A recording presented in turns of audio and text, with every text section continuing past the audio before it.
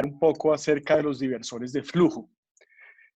Vamos a tocar temas muy básicos en cuanto a procesos fisiopatológicos, cómo funciona un diversor, cuáles son sus indicaciones y cómo los diversores de flujo han ido evolucionando y en lo que estamos hoy, que digamos que los diversores de flujo han revolucionado definitivamente la terapia endovascular. Y hay quienes dicen que el tratamiento de aneurismas terminará prácticamente la gran mayoría siendo tratados por diversores de flujo. Entonces, pues vamos entonces a hablar de cosas un poco básicas.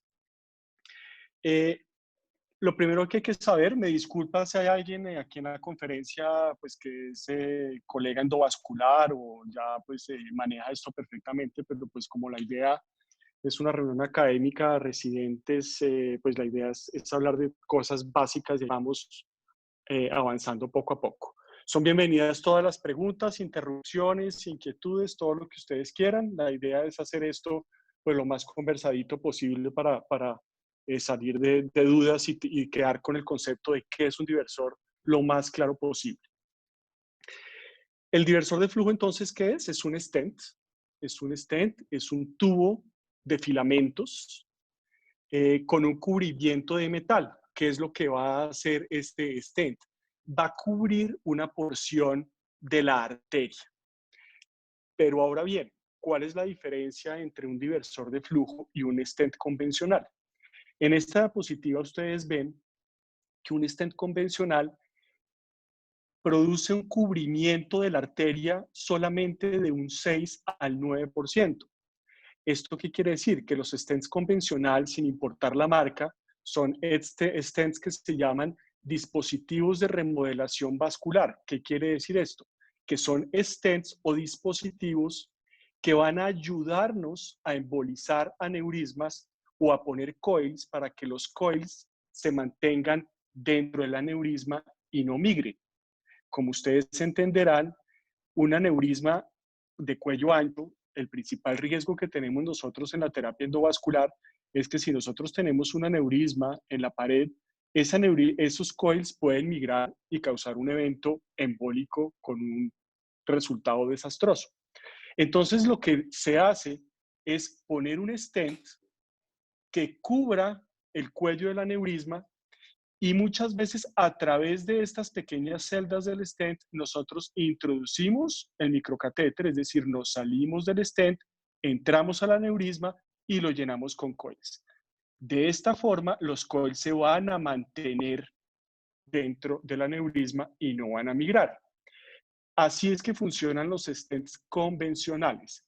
Pero fíjense que estos stents cubren solamente el 10% de la superficie de la arteria. ¿Qué pasa ahora entonces con los diversores de flujo? Los diversores de flujo son un stent, pero fíjense que tienen una malla extremadamente cerrada.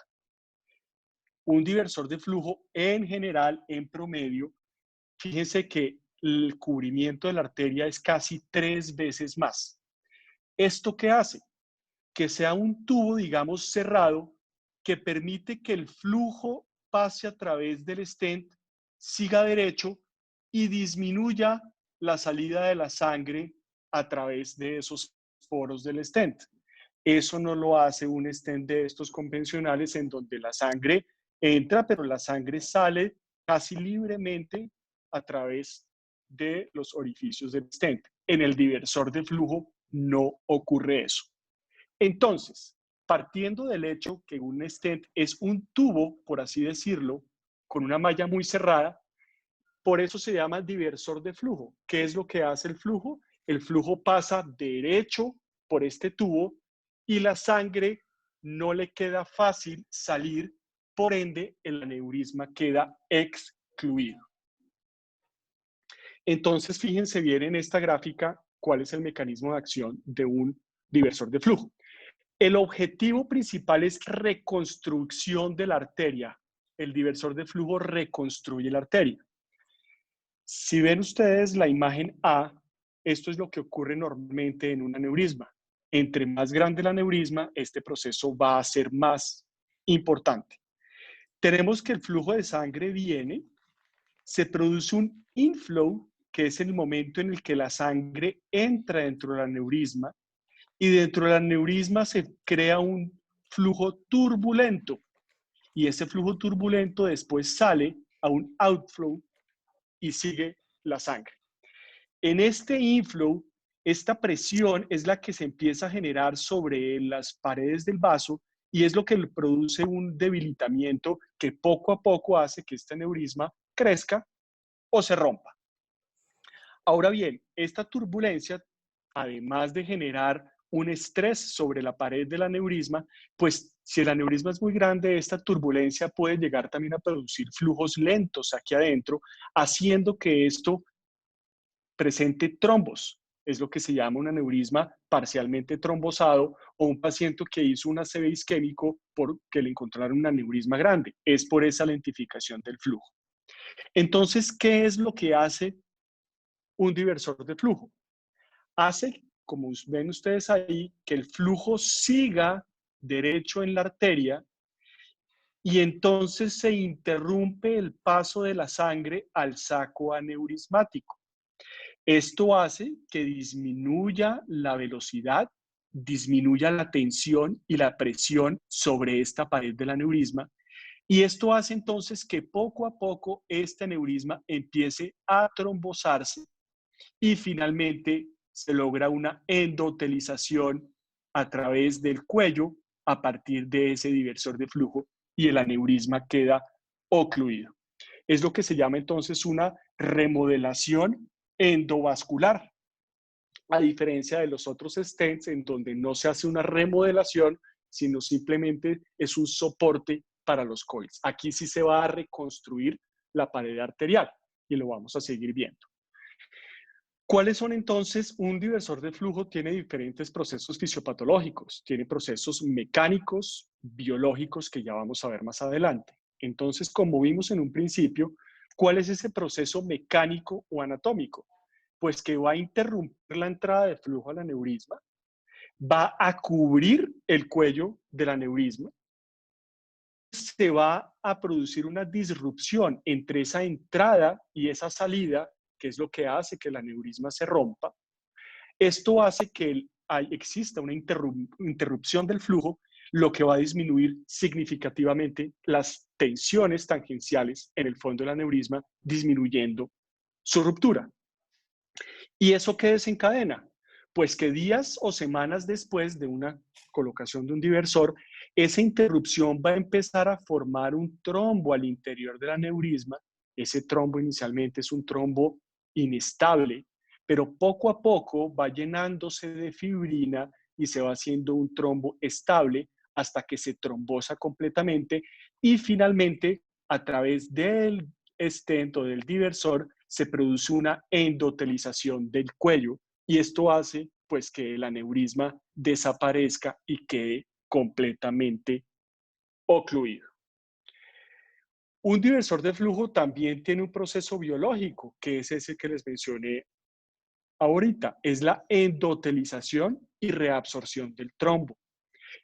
¿Qué es lo que pasa? Va a haber un crecimiento del endotelio y esto va a producir un sello biológico, que cuando se logra tener ese sello biológico, no se han visto tasas de recanalización. Es decir, cuando un diversor de flujo cumple su tarea y el aneurisma queda completamente ocluido, la posibilidad de tener una recanalización es extremadamente baja. Y otra característica importante que ya vamos a ver más adelante, y es una de las cosas más interesantes de estos dispositivos, es que ustedes me preguntarán, pero bueno, si yo tengo un diversor cubriendo la arteria, ¿qué va a pasar con las arterias perforantes que salen de esa rama? Ustedes saben que pues las arterias cerebrales tienen arterias terminales, arterias perforantes que son muy importantes, y ese era el susto o eso era el inconveniente que se generaba cuando se empezaron a poner los diversores. Empezaron a ver cómo si se ponen diversores en arterias con muchas perforantes, pues el diversor no va a dejar pasar de forma suficiente eh, la sangre a esas arterias perforantes y los pacientes presentaban muchos eventos isquémicos. Eso ha cambiado porque ya se ha entendido muy bien el tema en cuanto a la colocación del dispositivo. Existen algunos trucos especiales y los materiales y los dispositivos han evolucionado de tal forma que cada vez son menos frecuente el compromiso de esas arterias perforantes. Esto es simplemente un resumen de lo que logramos hacer con un diversor, es cambiar la configuración de la pared, redireccionar el flujo, por eso se llaman redireccionadores o diversores de flujo, hacen que el flujo siga a través de ese tubo y hace que se produzca un crecimiento endotelial a nivel de la pared contra el cuello, sellando definitivamente el aneurisma. Vemos nuevamente entonces, miren qué es lo que pasa. Tenemos un aneurisma, tenemos algunas ramas perforantes. Si ponemos nosotros el diversor de flujo, hacemos que el flujo, el inflow se detenga, este aneurisma entonces ya no se va a llenar con la misma velocidad, pero fíjense lo importante, las ramas perforantes que están cubiertas por el diversor se mantienen permeables. Y esto lo vamos a ver más adelante, esto por qué ocurre. Pero ojo, esto no siempre ocurre. ¿De qué depende? De una serie de características hemodinámicas que son las que tenemos que estudiar siempre antes de poner un diversor, que las vamos a ver en detalle más adelante. Y con el tiempo, entonces, ¿qué va a pasar? Se va a trombosar este aneurisma, van a quedar permeables las arterias que salgan de ahí, llámese perforantes, llámese arterias corticales, y finalmente este trombo empieza a involucionar, empieza a achicarse hasta que finalmente queda completamente reconstruido el vaso. Estos son entonces algunos diversores. El mercado está inundado en este momento de diversores de flujo. Por supuesto, en la industria a ver el progreso y los buenos resultados de todos estos años. Ya tenemos más de 10 años de seguimiento de pacientes con una casuística gigante, pues toda la industria está volcada a hacer diversores y algunos tienen unas características un poco diferentes, pero el concepto termina siendo el mismo. Como ven, hay diferentes formas, tamaños, colores y sabores como todo. Pero bueno, vamos a entrar un poquito en materia, ya teniendo en cuenta y sabiendo cómo funciona un diversor de flujo. Vamos a mirar, bueno, pero los resultados entonces de los diversores de flujo. Esta charla no pretende discutir si es mejor la cirugía o si es mejor la terapia endovascular, sino simplemente mostrar las características del tratamiento endovascular con estos dispositivos y ver algunos de los resultados. Este gran estudio, con una casuística muy grande de pacientes, como ustedes ven, es un estudio multicéntrico donde se tomaron 29 estudios con un número muy grande de pacientes.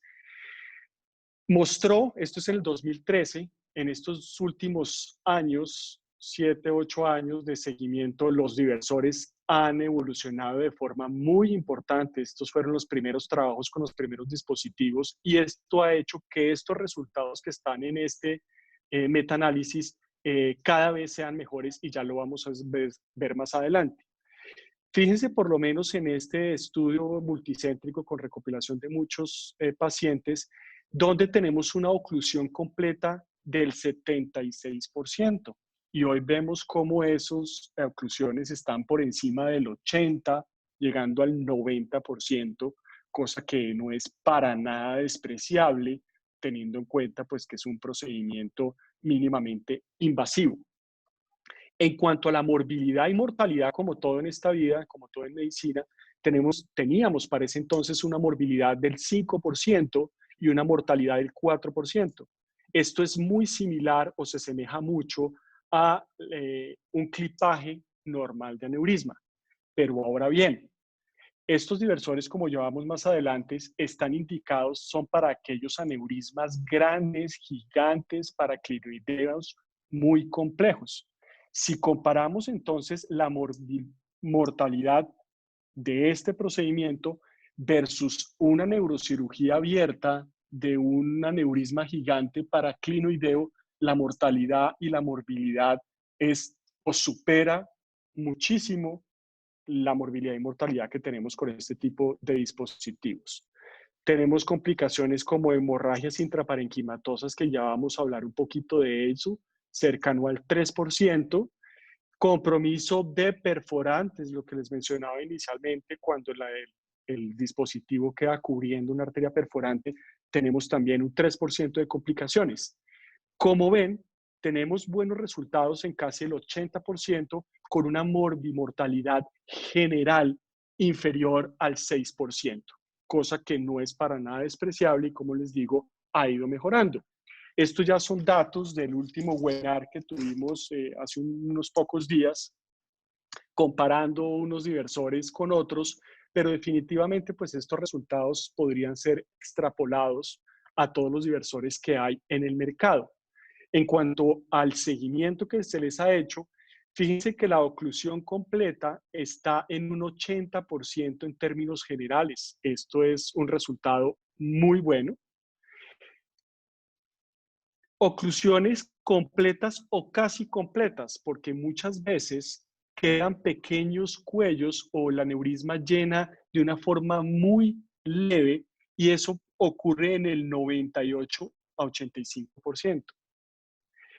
Cuando hablamos de un aneurisma que está casi completamente ocluido, la posibilidad que un aneurisma de esos sangre es extremadamente bajo. Por eso decimos que si tenemos un resultado angiográfico en donde tenemos una oclusión casi completa del aneurisma, podemos quedarnos tranquilos en que ese paciente no va a sangrar posteriormente, con, fíjense, una tasa casi de oclusión del 98%, cosa que es muy buena. Y quienes están en contra de la terapia endovascular dicen, sí, doctores, pero es que en la terapia endovascular los pacientes terminan tratándose cada 2 años.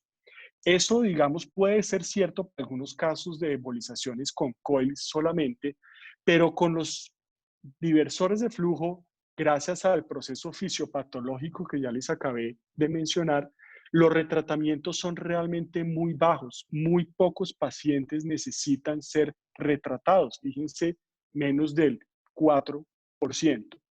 Y en cuanto al desenlace final y a las complicaciones, pues la gran mayoría tienen unas escalas de ranking muy buenas con complicaciones hemorrágicas aquí en estos estudios, en estos seguimientos.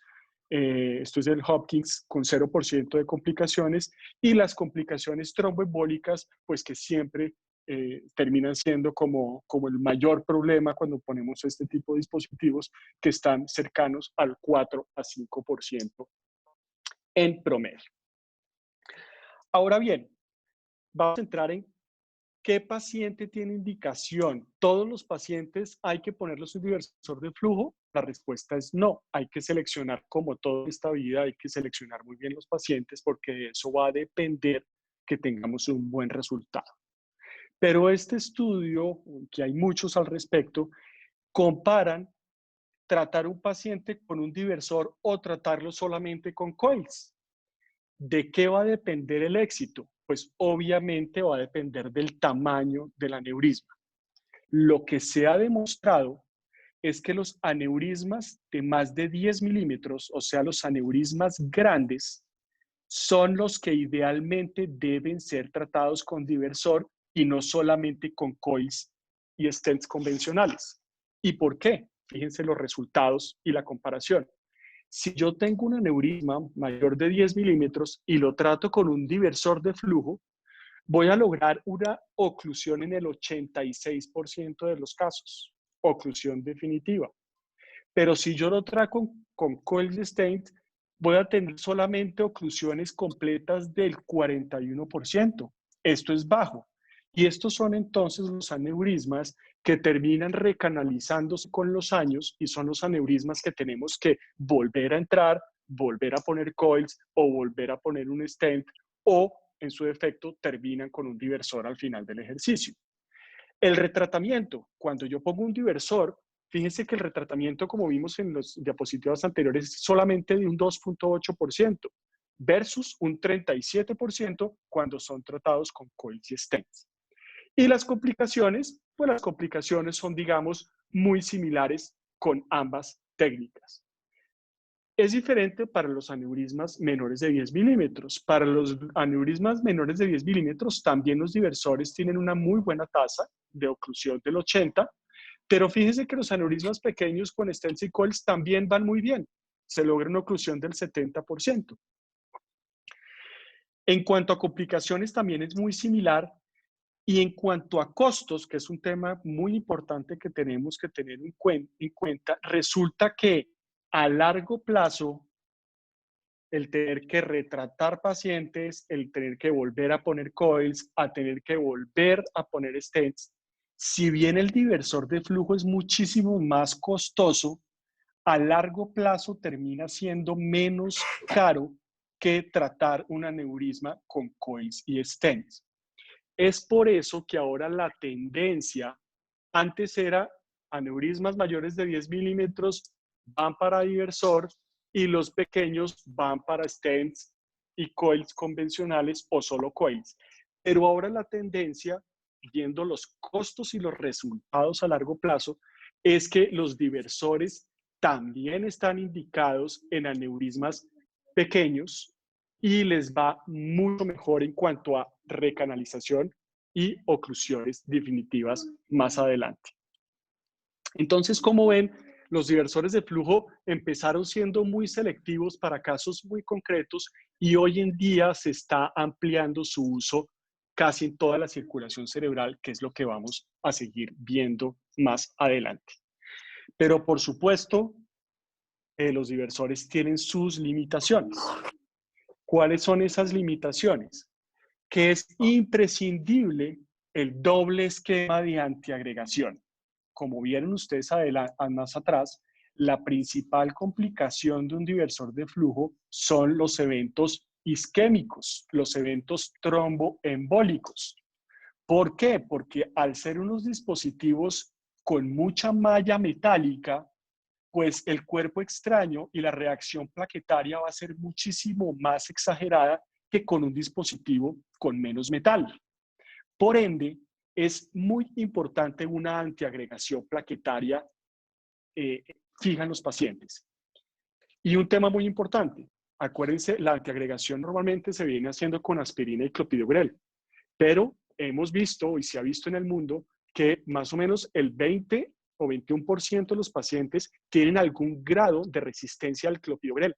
Y eso nosotros no lo sabemos. Entonces nosotros antiagregamos un paciente 7 días antes, Plavix, ASA, y en el procedimiento tenga la complicación, se nos tapa el stent, desastre, y después nos vamos a ver pues, que el paciente tenía una resistencia y no estaba suficientemente antiagregado.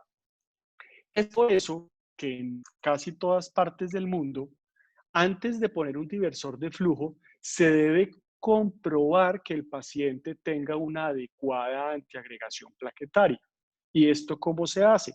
Con unos test especiales. Es una muestra de sangre que se toma el día del procedimiento o el día antes del procedimiento y eso mide cuán tan agregado está el paciente. O está sobreante agregado o está corto.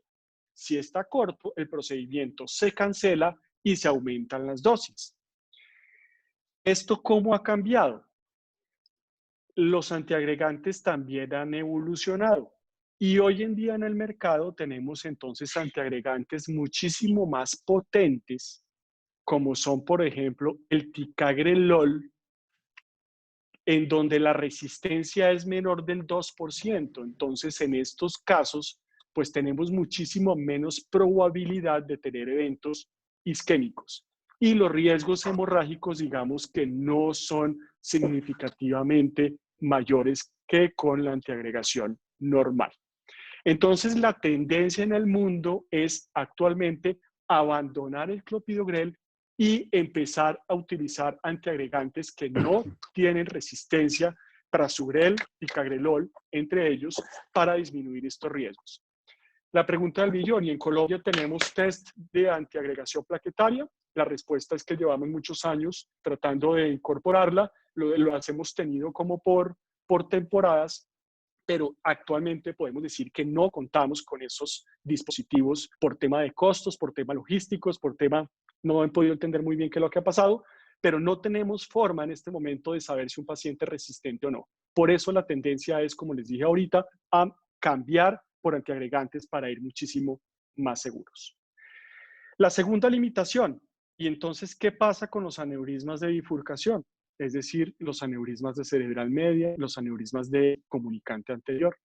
Ya les voy a contar cómo eso al principio estaba vetado para un diversor de flujo por el riesgo de tapar las arterias en esa bifurcación, pero eso ha cambiado de forma significativa en los últimos años, digámoslo así.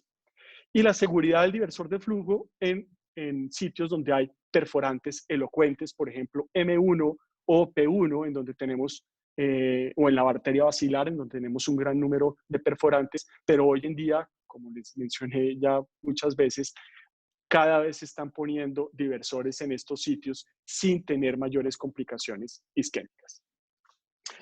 Ahora bien, ¿cuáles eran entonces, o en un principio, cuáles son las indicaciones de poner un diversor de flujo de un aneurisma? Esto digamos que es lo estándar, es lo que una casa comercial que vende un diversor les va a decir. Aneurismas complejos. ¿Qué son aneurismas complejos? Aneurismas que sean de muy difícil acceso quirúrgico o aneurismas que por su cuello y su característica hacer que los coils se queden estables o lograr un buen empaquetamiento con solo coils es muy difícil. Los aneurismas grandes o gigantes, es decir, aquellos de más de 10 milímetros. Los aneurismas de cuello ancho, se habla de cuello ancho, recordemos cuando el cuello es más de 4 milímetros o existe una relación aumentada domo-cuello.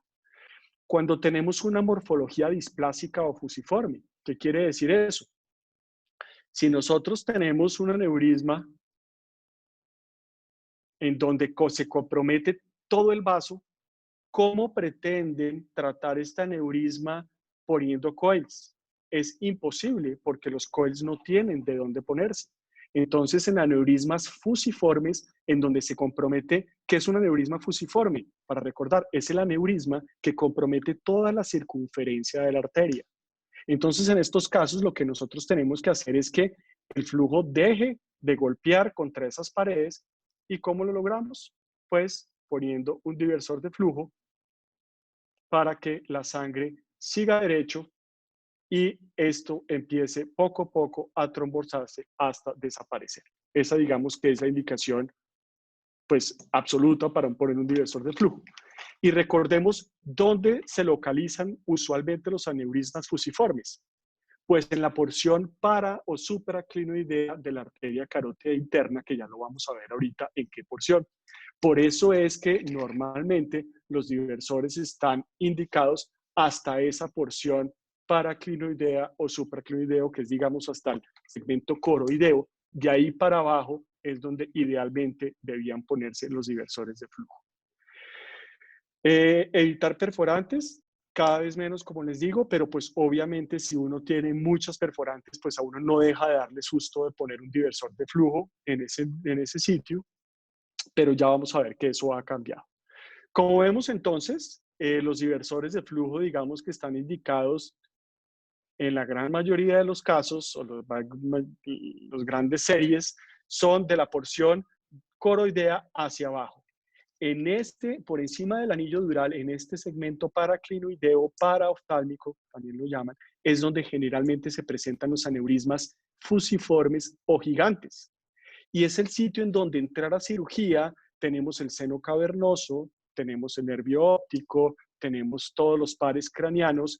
Entrar a reparar un aneurisma fusiforme gigante de esa porción, es extremadamente mórbido a mi modo de ver.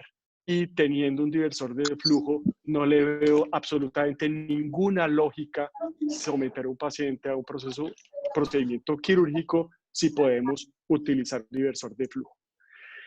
Como les mencionaba inicialmente, los diversores de flujo hay diferentes casas comerciales, cada una. Entonces ahora el contenido de la malla, de cuántos filamentos son. Entonces hay diversores de 72, de 96, hay diversores de 48. ¿En qué cambia? Pues que unos diversores van a ser más porosos que otros. O sea, eso quiere decir que un diversor va a producir más efecto diversor. Pero eso tampoco es tan bueno, porque entre más malla, más difícil de poner, porque voy a tener más presión al subir, voy a ejercer más presión sobre los sistemas y va a ser más difícil. Por otro lado, si tengo también más vallas, voy a tener más fuerza radial. ¿Qué quiere decir eso también? Que el stent se va a posicionar sobre la arteria de una forma más fácil. Entonces, no es que todos los diversores sean iguales y no todos los diversores van bien para todos los aneurismas. Cada aneurisma, dependiendo de sus características morfológicas y de su localización, va a ir mejor con un diversor o con el otro. No existe una receta absoluta y ya depende del intervencionista definir cuál dispositivo utilizar en qué momento dado. Esto es muy interesante. Esto es sobre todo, hace referencia al pipeline, que es uno de los diversores de flujo pues, más conocidos. Y esto es muy interesante que lo sepan de cómo yo a través del diámetro del diversor puedo jugar para que ese diversor sea mayor o menor diversor. Ya me voy a explicar a ver si me logran entender. El cuadro de enfrente es cuando yo escojo, por ejemplo, un diversor de 4 milímetros. Un diversor de 4 milímetros tiene esta celda. Entre las fibras de metal tengo esta celda. Imagínense un acordeón. Si yo este acordeón que genera esta celda en posición neutra, digámoslo así, o en posición de reposo, es decir, si yo cojo un diversor y lo suelto en mi mano o sobre una mesa, digamos, sobre ese vaso de 4 milímetros, cojo un diversor de 4 milímetros, esta celda es lo que va a pasar en ese vaso, así se va a abrir. Pero si yo cojo este acordeón y lo estiro hacia este lado, ¿qué pasa si yo lo estiro? Estirar lo que es coger un diversor de 4 milímetros y ponerlo en una arteria de 2 milímetros. ¿Qué va a hacer ese stent o ese diversor? Pues se va a estirar. Y al estirar, miren cómo va a variar el ángulo. Y al variar el ángulo, se cambia la porosidad o la permeabilidad de esa celda. Entonces, esto hace que el diversor sea o más abierto o más cerrado. Lo mismo para el otro lado. Si yo hago que el diversor lo pongo y el vaso es más grande que el diversor, pues esa celda va a modificarse y se me va a ampliar o achicar. Con esto es que yo puedo jugar a hacer que el diversor sea más cerrado a nivel del cuello del aneurisma y sea más abierto a nivel de las perforantes. Estos ya son aspectos técnicos muy delicados que no son mucho, hay que entenderlos y hay que poner muchos diversores para poder llegar a saber cómo aplicar estas tensiones y estas fuerzas para lograr ese objetivo. Pero en términos generales, todos los diversores se puede jugar con eso, dependiendo del diámetro del vaso proximal, dependiendo del diámetro a nivel del aneurisma y dependiendo del diámetro distal, yo puedo jugar con eso para hacer que sea más o menos diversión, protegiendo sobre todo el tema de los perforantes. Ahora bien, un tema y le ponemos, ustedes no sé si han visto, que ponen un diversor, pero además ponen coils. Entonces la pregunta de millón es, bueno, primero decimos que coils no, porque los coils se recanalizan, porque los coils terminan siendo al final más caros.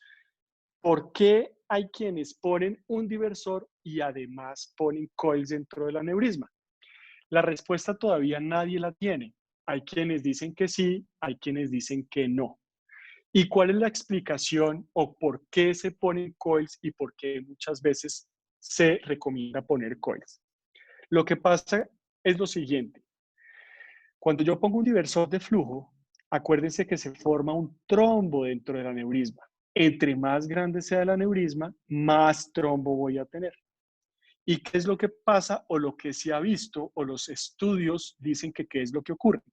Cuando yo pongo un diversor, muchas veces se lentece de una forma muy rápida el flujo y eso hace que se forme un trombo inestable muy rápido.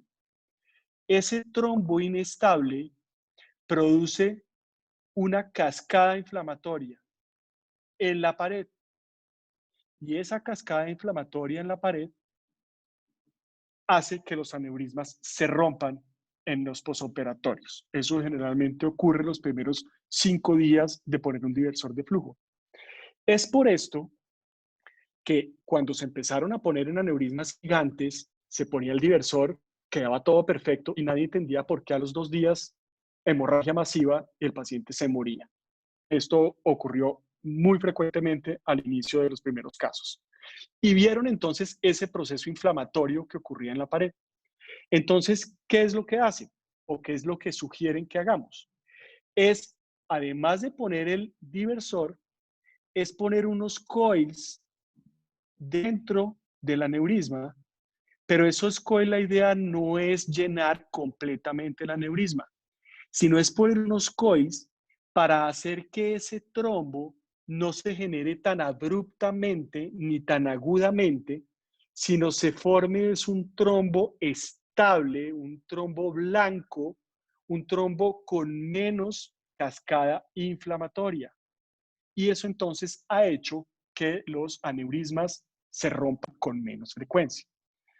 Entonces la pregunta es, entonces todos los aneurismas para evitar ese proceso se les debe poner cuando se usa el diversor coils? La respuesta es no. La recomendación es que cuando el aneurisma es mayor de 10 milímetros es cuando la carga trombótica es muy grande y ahí es donde debemos idealmente poner algunos coils para disminuir esa carga trombótica y así disminuir el efecto inflamatorio sobre la pared. Esto, les repito, no lo hace todo el mundo. Hay quienes dicen que funciona, otros que no. Yo personalmente, aneurisma mayor de 10 milímetros de cuello ancho, prefiero poner algunos coils para evitar ese fenómeno. ¿Y para qué también me ayudan los coils? Para hacer que ese cierre del aneurisma sea mucho más rápido. Y uno lo ve, los aneurismas cuando les ponen un diversor, a los 6 meses muchos todavía no están completamente ocluidos. Cuando les ponemos coils, ese cierre se da mucho más temprano, incluso a los 2 o 3 meses, muchas veces esos aneurismas ya están completamente ocluidos. Vamos entonces ya teniendo un poquito claro cómo funcionan, cuáles son las indicaciones, vamos a ver ahora algunos ejemplos de cómo se utiliza un diversor de flujo. Entonces, lo que ustedes ven acá es exactamente lo que les mencionaba inicialmente, un aneurisma gigante fusiforme paraclinoideo, y lo que uno hace es subir un diversor.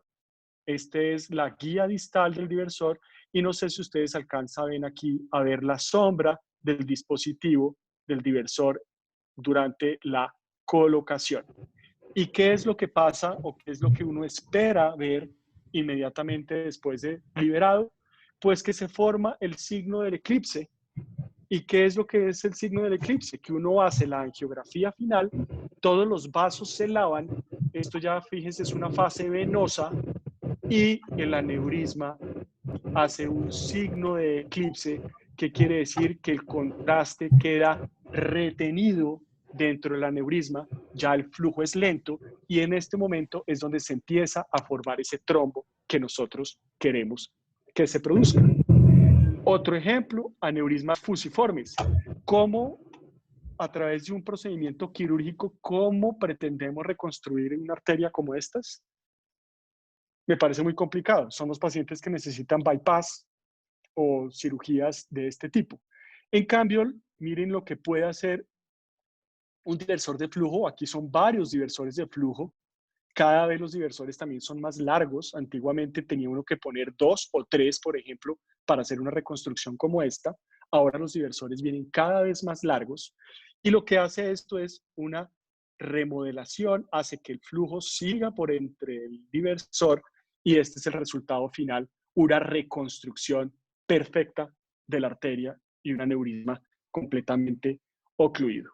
Estos son casos nuestros entonces, como ven, casos pues, de la vida diaria, aneurisma paraoftálmico del lado derecho, fíjense acá. ¿Podemos tratarlo con coils? Sí, lo podemos tratar con coils. No es un aneurisma gigante, pero ¿qué llama la atención? Que es un aneurisma de cuello muy ancho. Este aneurisma no hay forma de tratarlo solamente con coils. Y tratarlo con un stent convencional, el riesgo de recanalización a largo plazo es muy alto. Por eso preferimos entonces utilizar un diversor de flujo. Ustedes lo ven acá. cómo el diversor queda perfectamente puesto sobre la arteria. Acá abajo, fíjense el efecto del eclipse de forma inmediata, y este es el resultado a los 6 meses, el aneurisma ido ocluido. Si ustedes comparan el aneurisma acá, aquí ya no hay aneurisma y todo está perfectamente bien con un vaso completamente remodelado o reconstruido. Estos son más casos, no voy a aburrirlos con casos, simplemente pues para mostrar nuevamente lo mismo, aneurismas de cuello ancho, a esto no se le pueden dejar coil solamente, es imposible, lo manejamos entonces nuevamente con un diversor. Este aneurisma, por ser un cuello tan ancho, este paciente tenía ya un antecedente de una hemorragia, entonces preferimos ponerle algunos coils para lograr un cierre oportuno. Entonces ustedes fíjense acá el microcatéter dentro del aneurisma, ponemos el diversor, dejamos un microcatéter puesto dentro del aneurisma, lo llenamos con algunos coils y este es el resultado nuevamente de agosto del 17 a febrero del 18, perdón, donde está el aneurisma completamente ocluido, el diversor puesto y no llena absolutamente en absoluto. Casos complicados también, lo que les mencionaba, aneurismas de la arteria basilar. Fíjense este aneurisma, este llegó en junio del 2018, un aneurisma gigante. Fíjense incluso cómo el contraste llega al aneurisma y fíjense que al tip de la basilar y a las cerebrales posteriores casi ni se ve porque todo el flujo se queda casi retenido en el aneurisma. Por ser un aneurisma grande, el riesgo de tener el efecto inflamatorio del gran trombo que les mencioné inicialmente, decidimos tratarlo también con unos coils especiales, estos son unos coils de penumbra, que son unos coils grandes, en donde pusimos el diversor, ustedes lo alcanzan a ver aquí perfectamente, el diversor está acá puesto, complementamos con unos coils, este fue el resultado final. Fíjense que no pretendemos cerrar completamente el aneurisma con coils, pero unos coils lo suficientemente grandes como para hacer que ese trombo se forme más despacio. Y este es entonces el seguimiento ya a los pocos meses, 6 meses, donde el aneurisma se ve mucho más pequeño y un resultado geográfico con el aneurisma completamente ocluido, con remodelación de todo el vaso, y fíjense cómo mejoró la circulación del tip y cerebrales posteriores, el paciente con muy buena evolución y está asintomático. Aneurismas recanalizados, estos son más casos de pipeline flex, de otros casos. Este, por ejemplo, es un caso interesante. Esto es un paciente que ingresó inicialmente con un aneurisma roto. Lo que se hizo fue inicialmente tratarlo con coils. El paciente salió adelante, evolucionó favorablemente, pero al año, ¿qué es lo que vemos? Que los coils se han impactado al fondo y vemos un aneurisma recanalizado. Para estos aneurismas recanalizados en esta localización, siendo un comunicante posterior, la decisión fue entonces poner un diversor de flujo. Se puso el diversor de flujo a este nivel, esta es distal, esto es proximal, el aneurisma cubriendo, y al control a los 8 meses vemos el aneurisma, incluso el aneurisma ocluido y casi se ve como si estuviera separado del vaso. Y una cosa que les mencionaba inicialmente, fíjense cómo a pesar de tener un diversor acá, la comunicante no quedó comprometida. Comunicante o las arterias coroideas generalmente quedan preservadas y no se tapan, y ya vamos a hablar de eso más adelante, por qué las perforantes no se tapan. Las complicaciones de los diversores de flujo, además de la ruptura perioperatoria por el efecto del trombo que yo les contaba, se ha visto también algunas hemorragias intraparenquimatosas y realmente no se sabe muy bien por qué esto ocurre.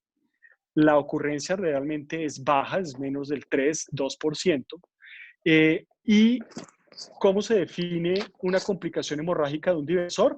Pues porque hay un sangrado intraparenquimatoso en el mismo sitio donde se puso el diversor, no hay hemorragia subaracnoidea, es distal al aneurisma, no hay sangrado a nivel del sitio del aneurisma, sino es un aneurisma completamente distal. Y no se sabe por qué. Las explicaciones que intentan dar es que existe como existe un paciente antiagregado, pues no se sabe si ese paciente está antiagregado de más o si tiene alguna fragilidad capilar, una angiopatía amiloide o algo que haga que la antiagregación precipite estas hemorragias. Se producen de pronto también cambios hemodinámicos al hacer una diversión del flujo, pues el flujo va a subir con mayor presión y mayor rapidez, lo que puede desencadenar estos hemorragias gangliobasales. También se ha hablado de embolías distales con transformación hemorrágica. A nivel del stent se forman entonces pequeños trombos de plaquetas, se produce un pequeño infarto y como el paciente está antiagregado dual, pues ese infarto termina entonces es una hemorragia. O lo que yo creo que ocurre es una combinación de todos estos factores que hacen que estos pacientes puedan tener complicaciones hemorrágicas, pero como les mencionaba, las probabilidades o la recurrencia de estas hemorragias son muy bajitas. ¿Hasta ahí cómo vamos? ¿Dudas o preguntas?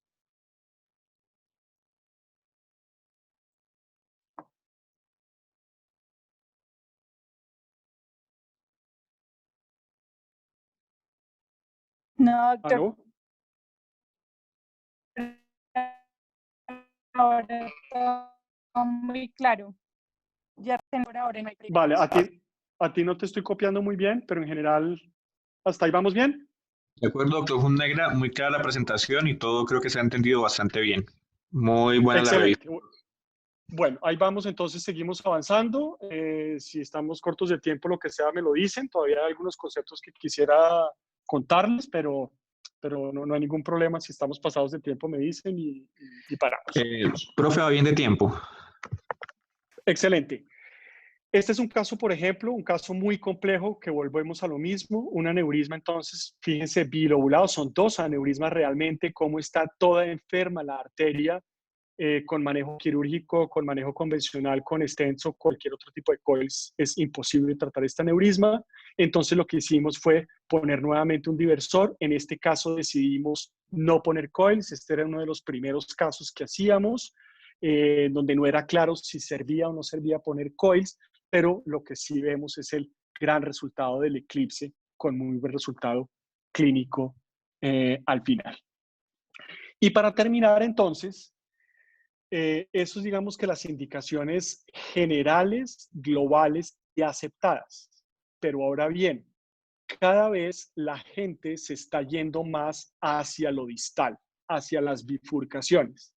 Tan es así que ya las casas comerciales tienen diversores especiales para bifurcaciones, que son los diversores junior, baby, porque son diversores ya, la tecnología ha permitido hacer diversores muy pequeños para arterias de hasta 2 o 2.5 milímetros. Eso pues tecnológicamente uno dice, si uno se pone a pensar realmente es increíble poder llegar a hacer un diversor de 2 milímetros. Y ya les voy a explicar cómo funciona. Los aneurismas distales no es que esté ahorita totalmente aceptado. Hay quienes lo hacen, hay quienes dicen que todavía es muy peligroso y se sienten más cómodos con otros procedimientos u otras técnicas. Hay quienes dicen que la opción quirúrgica, pues que es absolutamente válida para un aneurisma cerebral media, por ejemplo, es absolutamente válido, pero lo que quiero mostrarles es que cada vez más podemos tratar aneurismas distales y lo que antes se decía que era para cirugía, resulta que cada vez es menos para cirugía y cada vez más se está haciendo por terapia endovascular.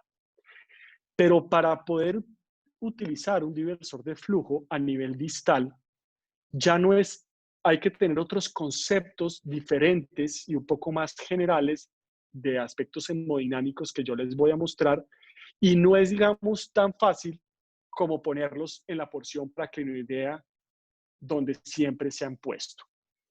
¿Y por qué? Porque a nivel de las bifurcaciones existen conflictos vasculares, conflictos entre el inflow del aneurisma, el aneurisma como tal, y también con las arterias que salen de una bifurcación. Y eso es lo que vamos a ver. Tenemos que mirar cómo se está repartiendo ese flujo para evitar complicaciones, sobre todo complicaciones de tipo isquémico, que como les repito, es nuestro dolor de cabeza en los diversores son más las complicaciones isquémicas que hemorrágicas. Y entre más nos alejemos del polígono de Willis, entre más distales, pues más cuidado tenemos que tener. Y este es un ejemplo de qué es lo que pasa. Supongamos que esto es un aneurisma de arteria cerebral media. Digamos que la arteria cerebral media izquierda. Aquí digamos que tenemos M1, esto es M2 superior y aquí tenemos M2 inferior. Esto lo tenemos con muchísima frecuencia y es por eso que decían que dicen que los aneurismas de cerebral media les va mejor con cirugía, porque es que miren esta arteria cómo está saliendo de la base y a veces no salen de ahí, a veces sale incluso de ahí, del tomo del aneurisma. Entonces la pregunta del millón es, si yo pongo unos coils en este aneurisma y lo lleno de coils, pues ¿qué va a pasar con estas arterias M2 que salen de ahí? Pues se van a tapar. Necesariamente se van a tapar. Entonces, ¿cómo funcionaría un diversor de flujo? Si yo pongo un diversor de flujo, lo ideal sería de pronto ponerlo acá, de acá hasta acá. Eso sería, como digamos, lo ideal. Me perdonarán en los dibujos y la pintada. ¿Por qué sería lo ideal? Porque yo tengo un muy buen flujo a este lado, o sea que el flujo va a poder contrarrestar esta resistencia que tengo yo acá en el diversor y voy a proteger esta pequeña ramita para que no se me tape. Pero ahora bien, poner un diversor en ese ángulo, en una arteria que acá mide 2 milímetros y aquí probablemente mida 2 o 3 milímetros, es extremadamente complicado. Y no es que no se pueda, se puede, pero poner un diversor en ese ángulo es muy difícil y el riesgo de tener una ruptura o de tener una complicación es muy grande. Entonces, ¿qué es lo que se está haciendo? ¿Y qué es la sugerencia hacer? Es poner el diversor en el segmento más recto y más fácil.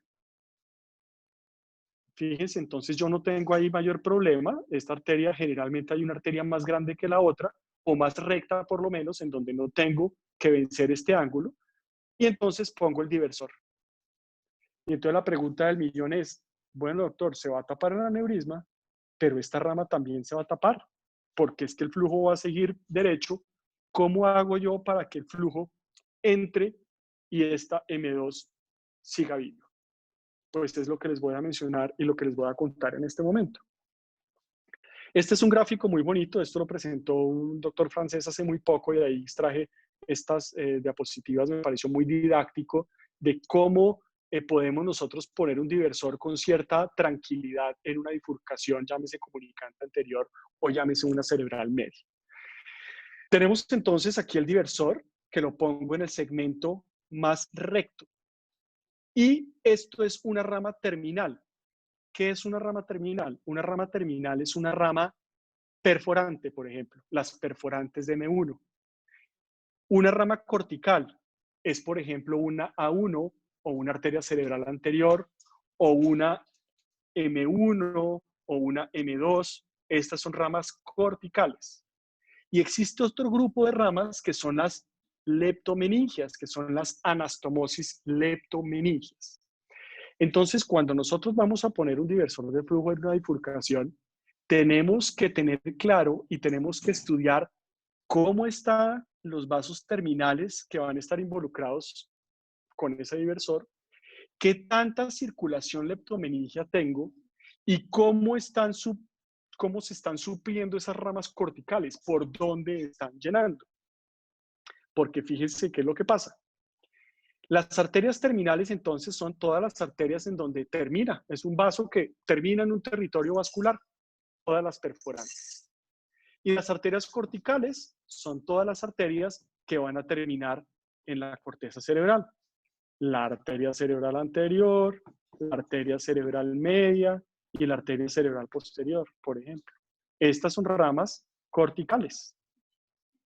Entonces, si yo voy a poner un diversor de flujo y voy a cubrir una arteria cortical o voy a cubrir una arteria terminal, tengo que ver qué podría pasar en ese territorio vascular y ya les voy a mostrar. El primer ejemplo es muy sencillo. Este es un territorio cerebral en donde solamente tiene un vaso terminal, no tiene ni leptomeningias ni una cortical. Es, por ejemplo, lo que le pasa a una arteria lenticuloestriada de la arteria cerebral media. ¿Qué va a hacer el flujo? El cerebro va a chupar porque va a necesitar ese flujo porque es el único territorio vascular donde le está llegando esa aferencia vascular. Entonces esto hace que en este sitio, por efecto de la succión de ese tejido, no se me va a tapar en ese sitio el diversor, no va a haber endotelización. Entonces yo voy a estar relativamente tranquilo en que estas perforantes no se me van a tapar. Por supuesto, depende de tener una buena antiagregación plaquetaria. Vuelvo y repito, si yo no tengo una buena antiagregación, esto también se va a terminar tapando y entonces voy a terminar aquí con un infarto cerebral. Pero si yo tengo una buena antiagregación, el flujo va a seguir pasando y no voy a tener lesiones isquémicas. Esto es lo que ocurre normalmente en una arteria terminal o en unas perforantes. Es lo que podría pasar, por ejemplo, en una M1. Pero ahora bien, yo tengo aquí una arteria terminal, pero también tengo una arteria cortical. Entonces, ¿qué es lo que pasa? Tengo que ver este territorio de esta arteria cortical. Si solamente me llena por acá, no va a pasar nada, va a seguir abierto esto. Pero si esta arteria cortical está llenando por otro lado, como por ejemplo una cerebral anterior, en una arteria comunicante anterior, en donde me llena por el lado derecho y el izquierdo, empieza a haber una competencia de flujos. Entonces, esta zona va a empezar a preponderar esta arteria cortical y aquí el flujo va a empezar a disminuir poco a poco hasta que finalmente termina tapándose. Me van a decir, pues, ¿eso es malo o es bueno? En estos casos puntuales es bueno y no pasa nada y ya les voy a explicar con un ejemplo para que lo entiendan. Esto es un aneurisma terminocarotidio. Aquí lo tienen. Este aneurisma terminocarotidio, ¿cómo lo voy a tratar? Ya preguntaron si ponemos coils stent. Se decidió ponerle un diversor de flujo. Ese diversor de flujo, miren lo que está tapando. Está tapando esta arteria. ¿Esa arteria qué es? Esa arteria es una arteria cortical, es la arteria cerebral anterior. Pero fíjense por el lado izquierdo qué es lo que está pasando. Que tiene una muy buena uno de este lado, una muy buena comunicante, que también me está supliendo todo el territorio. Entonces, pues esta arteria de este lado, donde voy a poner el diversor, pues ella no va a ser tan boba de hacer doble trabajo. Como ya está llenando por este lado, esto se va a ir tapando progresivamente. Y esto es lo que termina pasando, fíjense. Pongo el diversor de flujo, que está acá, voy a cubrir este ostium va a estar cubierto, y entonces, ¿qué va a pasar a largo plazo? Pues que la comunicante, la A1 de ese lado, va a terminar tapándose, y el aneurisma que estaba aquí también se tapó.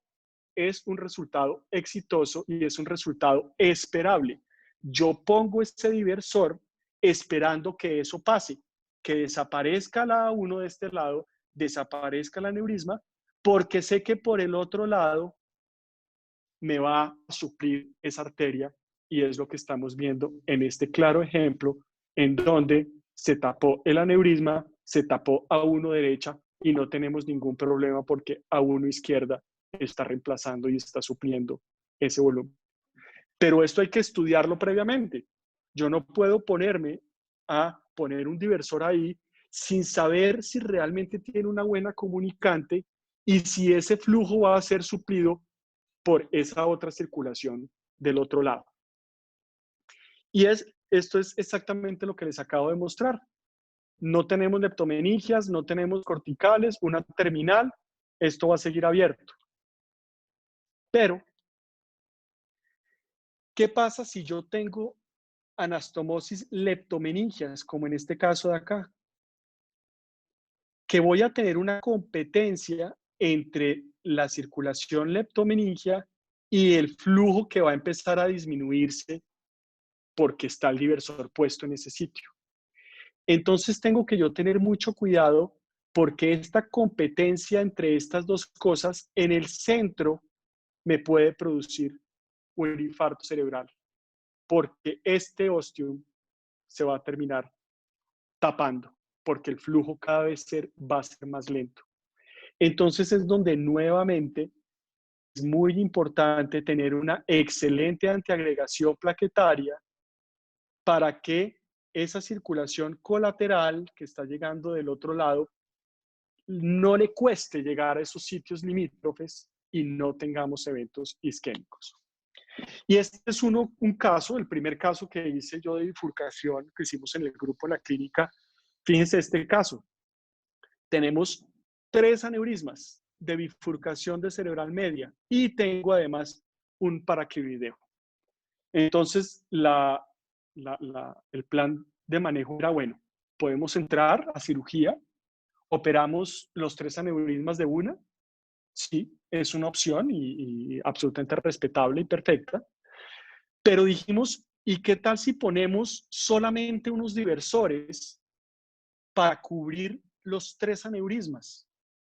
Utilizamos 2 diversores. Entonces, esta es la reconstrucción tridimensional y tenemos exactamente el ejemplo que les conté. Miren de dónde están saliendo las ramas. Del cuello, aquí del domo del aneurisma. Entonces, en nuestro plan, ¿cuál era? Nuestro plan era llenar todo esto con diversor, 2 diversores ahí, uno encima del otro, para cubrir todo ese segmento, con el riesgo, obviamente, de qué iba a pasar con estas arterias que salían del domo del aneurisma. ¿El riesgo de taparse? Sí, claro, existe ese riesgo. Pero estudiamos muy bien y veíamos que eran arterias corticales y que si teníamos una muy buena antiagregación, probablemente nos iban a tapar. Y otro componente muy importante, teníamos una A1 de este lado, pero del otro lado teníamos también una A1 muy buena. Entonces dijimos, si se nos llega a tapar esta A1, no va a pasar nada porque por el otro lado tenemos una A1 que nos va a suplir toda la circulación anterior. Y entonces, eso fue exactamente lo que hicimos. Perdón, yo les voy a borrar rápidamente estos dibujitos. Eso fue lo que hicimos. Y fíjense el resultado a los 3 meses de tratamiento. Los 3 aneurismas desaparecieron por completo. ¿Y qué pasó con esas arterias que salían del domo del aneurisma? Miren lo interesante.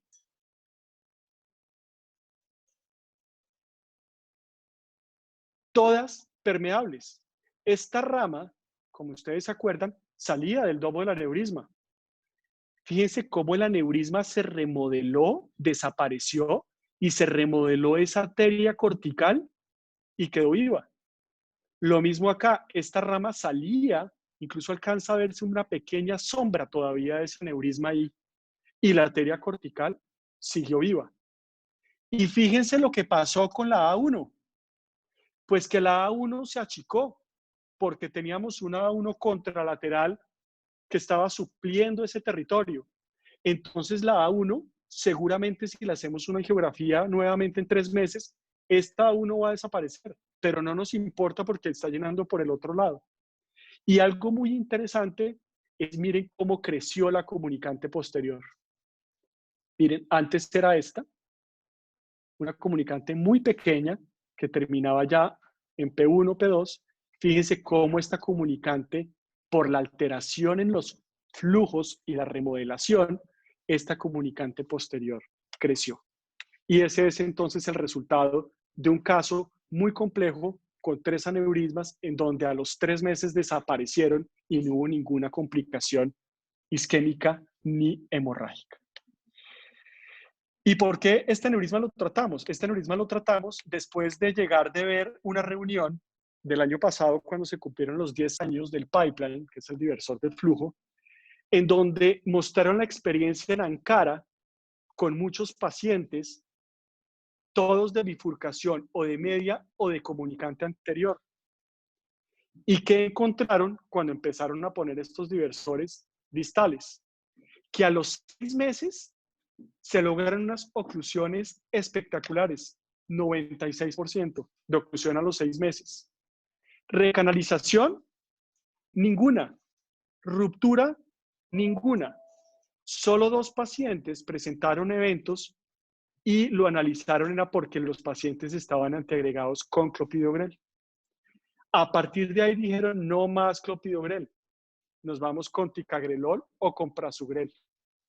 Y cambiando a prasugrel y a ticagrelol, no tuvieron recanalización, tuvieron 96% también de oclusión y no tuvieron ninguna morbilidad ni ninguna mortalidad.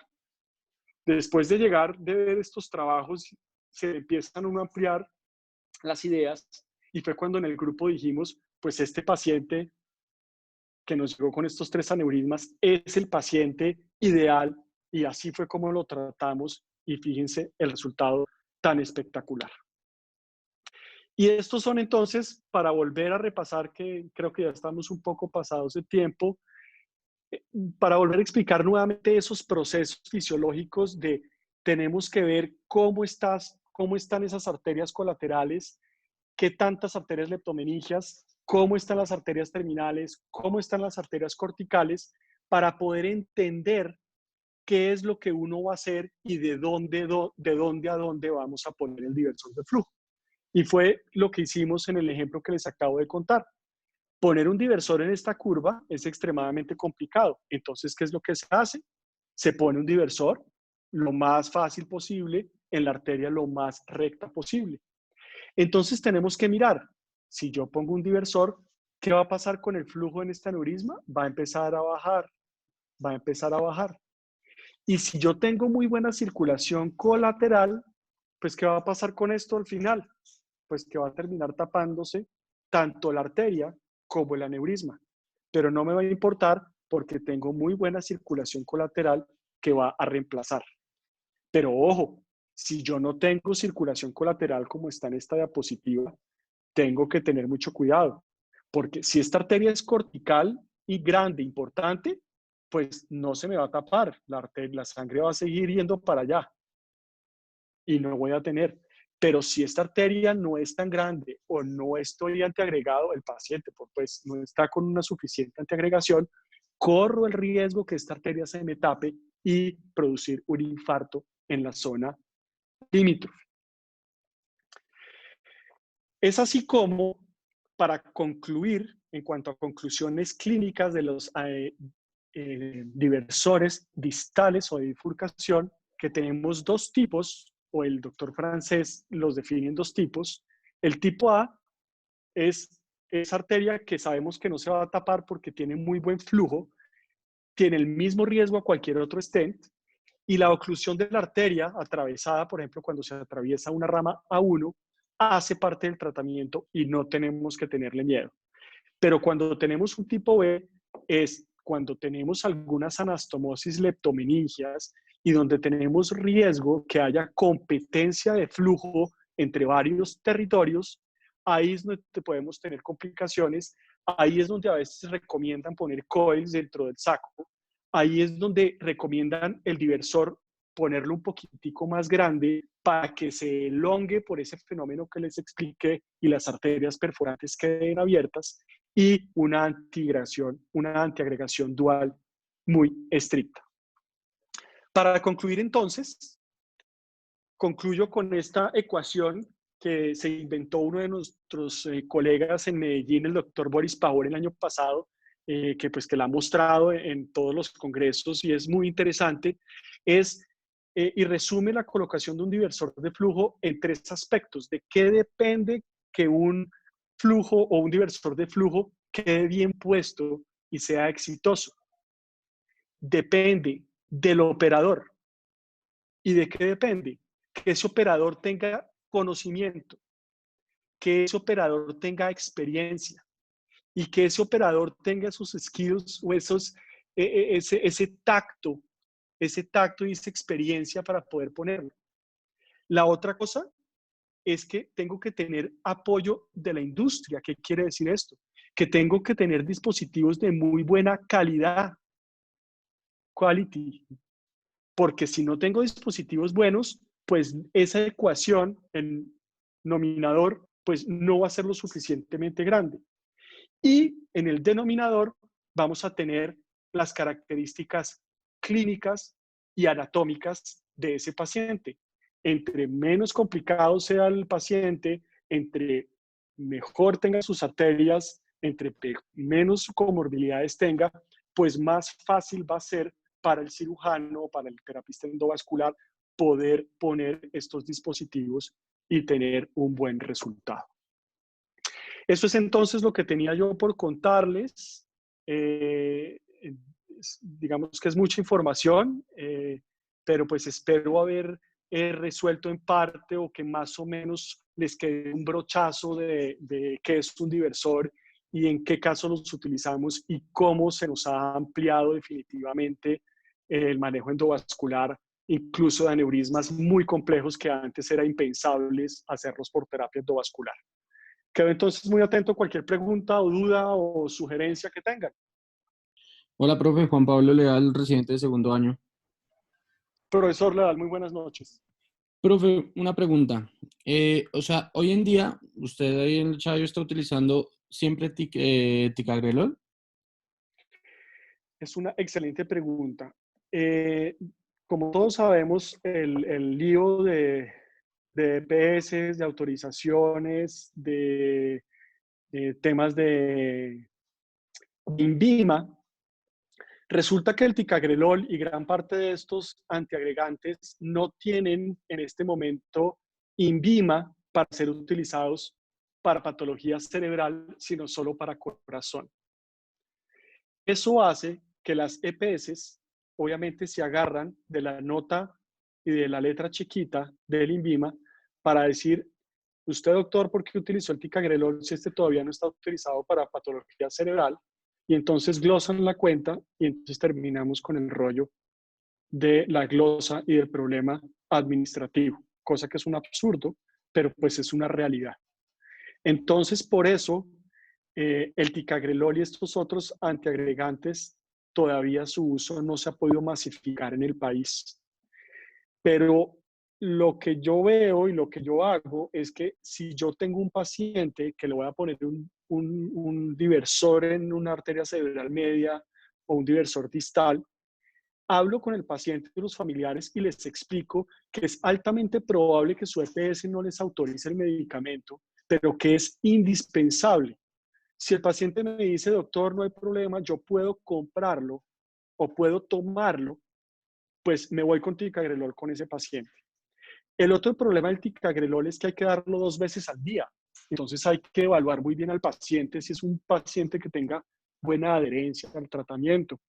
Porque si yo tengo, es decir, si yo pongo un diversor y el paciente no se tomó la dosis de por la noche, el paciente puede amanecer muerto con un infarto maligno. Es así de sencillo y así se los pinto a los pacientes. Si usted se le olvida tomarse la dosis, se puede morir. Entonces, pacientes que sepamos que no tienen una adherencia, pues es peligroso dar estos medicamentos que son como tan estrictos porque la vida media es de 12 horas y tenemos que darla sí o sí. Entonces ahí es donde juega un papel importante todos estos temas, tanto administrativos como de adherencia al tratamiento. Si el paciente dice, mire, yo no tengo, doctor, para comprar ticagrelol, no puedo, o no, el paciente no es juicioso, prefiero no utilizar un diversor distal y me invento otro tratamiento. Le proponemos cirugía o le hacemos unos stents en Y o le hacemos otra cosa. Pero definitivamente en el mundo ya el uso del ticagrelor está quedando a un lado. Tenemos es que seguir trabajando, seguir presionando para que los entes reguladores acepten estos otros antiagregantes, pero la sugerencia a nivel mundial es dejar de utilizar ticagrelor por su alta resistencia y utilizar estos nuevos medicamentos que tienen una resistencia muy baja y son muy efectivos. Listo, profe, muchas gracias. Yo tengo varias preguntas, no sé, pues que hagan más las otras personas, no sé, o si puedo continuar haciendo preguntas. Ustedes dirán. Sí, doctor, pues si usted tiene tiempo, pues podemos continuar hasta Tengo donde se disponga. no hay ningún problema, las que quieran. Estamos en cuarentena. No hay afán de nada. Listo. Profe, otra pregunta entonces. En los diversores de flujo, cuando se le adicionan coils, ¿qué procedimiento realiza primero? Porque igualmente como el espacio del microcatéter o del tubo, de la forma tubular del diversor de flujo, ¿permite el paso del coil por ese diversor o toca poner primero el coil o cómo? Es una excelente pregunta. Definitivamente es una técnica que se llama técnica de Jayling. ¿Qué es una técnica de Jayling? ¿Están viendo ahí el dibujo que estoy haciendo? Sí, señor. La técnica de Jayling es, lo primero es subir un microcatéter y lo parqueo en el aneurisma. Y luego subo y ponemos el diversor.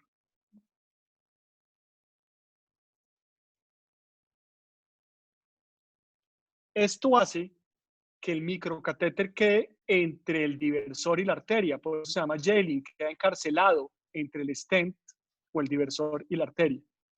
Pongo el diversor y luego termino poniendo los coils. Y luego de poner los coils, simplemente el microcatéter se jala, se baja y queda puesto. Hay diferentes técnicas. Puedo primero yo poner los coils y no liberarlos y dejarlos ahí luego, pero en principio eso es lo que se hace porque, como usted muy bien lo dice, a través de las celdas del diversor es imposible entrar. Entonces toca entrar primero al aneurisma y asegurarnos que estamos dentro del aneurisma para poner los coils. Y ese es otro tema con los diversores de flujo. Si usted pone un diversor de flujo, tiene que saber que a ese aneurisma ya no puede entrar, por lo menos desde el punto de vista endovascular. Como quien dice, lo que fue, fue. Entonces hay que seleccionar muy bien esos casos porque no, muchas veces pasa que uno pone un diversor, el aneurisma sigue vivo y entonces empieza uno a decir, bueno, ¿ahora qué hacemos?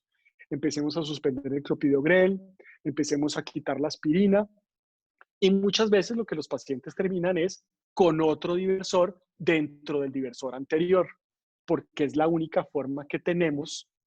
Eso raramente ocurre, casi, como les digo, el 90 y pico % de los aneurismas terminan en algún momento ocluidos. Pero ese concepto es muy importante. Diversor que se pone, yo ya no puedo volver a entrar a ese aneurisma.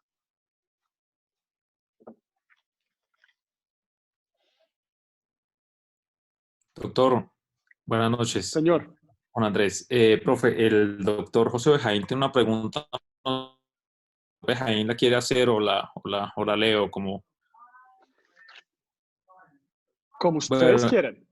doctor pregunta, en paciente agudo que sangró, ¿es pertinente el uso de diversores sabiendo que podría ser necesaria una cirugía adicional, ventriculostomía, cranectomía expresiva, y el paciente está obviamente antiagregado o solo se asegura con algunos coils y posteriormente el diversor de flujo? Sí, excelente pregunta, profesor Bejaini, buenas noches. Muchas gracias por la pregunta. Sí, ese tema ya lo hemos tenido con varios casos, con Andrés justamente y con varios residentes que han rotado por el servicio. En principio, un aneurisma roto, debemos evitar poner stent. Esto es importante, ese es el mensaje que tiene que salir de acá. Llámese stent el que sea. ¿Por qué? Porque necesitamos la antiagregación. Y como el doctor Bejaini lo dice, estos pacientes posiblemente van a terminar en ventriculostomías, puede requerir procedimientos adicionales y tener un paciente antiagregado, pues limita el tema. Entonces, en principio, los aneurismas rotos debe uno evitar a toda costa poner stents, pero hay casos como todo en la vida. Si yo tengo un aneurisma roto en un aneurisma fusiforme, pues hombre, entrarnos a operar un aneurisma fusiforme en agudo, pues no, lo vemos que es todavía más peligroso. Es un aneurisma de cuello ancho, luego no podemos poner coils porque sabemos que se nos van a salir. Entonces, cuando el aneurisma roto es de una morfología muy compleja y vemos que ese aneurisma tiene un riesgo muy alto de sangrado, nos metemos a poner diversores en agudo. Pero para esos casos es importantísimo utilizar ticagrelol. ¿Por qué el ticagrelol y no el clopidogrel? Porque el ticagrelol es de muy rápida acción. ¿Qué quiere decir? Que yo lo pongo y a las 2 horas el paciente ya tiene una antiagregación del 60 al 70%. Para yo lograr esto con el ticagrelol, tengo que ponerlo 8 horas antes, por lo menos. Entonces, ¿qué es lo que hacemos en la clínica? Cuando tengo un paciente con un aneurisma roto, en donde tengo que poner un diversor de flujo, para no dejarlo 8 horas con aspirina y ticagrelol, le ponemos el bolo 2 horitas antes. Eso disminuye el riesgo que sangre porque solamente el paciente va a estar, entre comillas, desprotegido 2 horas y no 8 horas. Y en esas 2 horas, cruzamos los dedos para que el aneurisma no se rompa. Y en estos casos, tenemos 50%, mucho es una moneda al aire. La mitad de los pacientes en esas 2 horas no ha pasado nada. Hemos puesto el ticagrelol y el bolo de aspirina ahí mismo casi en salas y no ha pasado nada, pero hemos tenido un número importante de casos en donde en esas 2 horas los pacientes han resangrado y algunos de ellos se han muerto, ¿de acuerdo? Entonces, por eso el mensaje es evitemos la antiagregación en pacientes agudos y en donde no se puede es porque hagamos lo que hagamos, ese aneurisma es muy complejo y hagamos lo que hagamos, el paciente tiene un riesgo muy alto de sangrado. Y si nos vamos a echar al agua, pues hagámoslo con antiagregantes que funcionan muy rápidamente, porque yo los puedo poner y va a quedar el paciente antiagregado lo suficientemente rápido. Y lo mismo si lo suspendo. Si yo necesito poner una ventriculostomía, pues puedo quitar el ticagrelol y prácticamente a las 4 horas ya puedo poner esa ventriculostomía, digamos, con seguridad. Por otro lado, cada vez son más frecuentes y los invito a que revisen los artículos de ventriculostomías en pacientes con antiagregación. Y cada vez se ve que la aspirina y el clopidogrel o el ticagrelol no aumenta de forma significativa las hemorragias sintomáticas.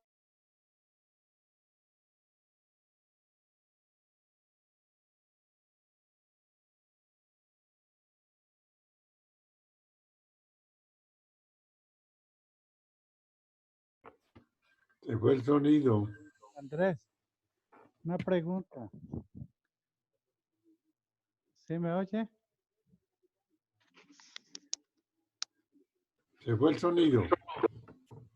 Andrés, Andrés, se fue el sonido.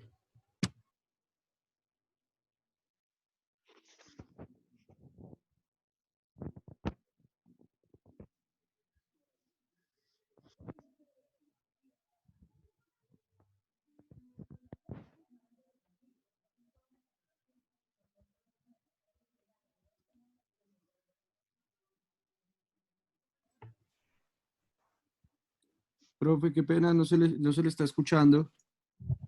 ¿ahí me oyen? Al doctor Aristizábal, sí. Bueno, una pregunta para Andrés. Andrés, en su práctica diaria, ¿ya subió del 80% que trata endovascular? ¿O cómo va esa relación? Que a Andrés se le fue el sonido, no se oye.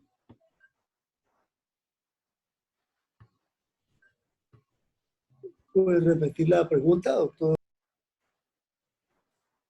¿Ahí me está escuchando Andrés? Creo que no está por ahí. No, profe, parece que no, algo le pasó al doctor con el sonido, pero ya miramos a ver. Buenas noches, Juan Carlos Díez. Juan Carlos, ¿qué hay? Bienvenido. Hola, doctor Gerardo, ¿cómo están? Perdón, meto Complace la oírlo. cucharada, que a Andrés algo le pasó con el sonido, pero escuché la Sí. pregunta del doctor Jorge. Sí, en la clínica ya el 90% de los aneurismas se embolizan. Hace mucho que no operamos un aneurisma. Y el grupo endovascular cada vez es más activo. Prácticamente todas las semanas tienen casos, y a veces varios. Entonces, cuando yo entré a la clínica Chayo hace 18 años, apenas me gradué, con el doctor Julio Roberto operábamos entre 1 y 2 aneurismas a la semana. Y ahora se siguen tratando los 2 aneurismas a la semana, pero los hace el grupo endovascular. Y hace mucho tiempo que no operamos un aneurisma. Aló, doctor Aristizábal, para todos ya me comuniqué con el doctor Fonnegra, sino que se quedó sin pila de los audífonos con los que estaba haciendo la exposición. Entonces nos pide unos segundos para poderse reconectar.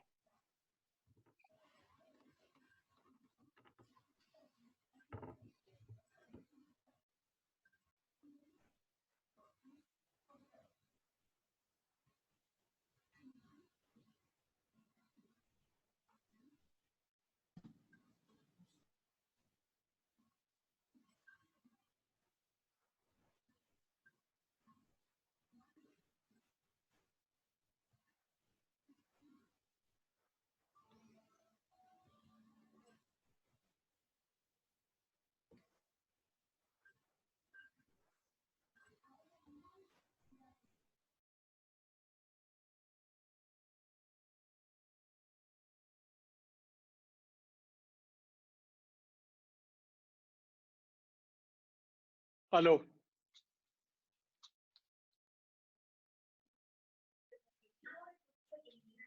Aló. Sí, profe, ya le escuchamos. Vale, qué pena, me quedé mis audífonos sin batería y no me di cuenta, me quedé hablando solo un buen rato. No sé hasta dónde quedamos. O no sé si quedó clara la pregunta de los aneurismas en agudo.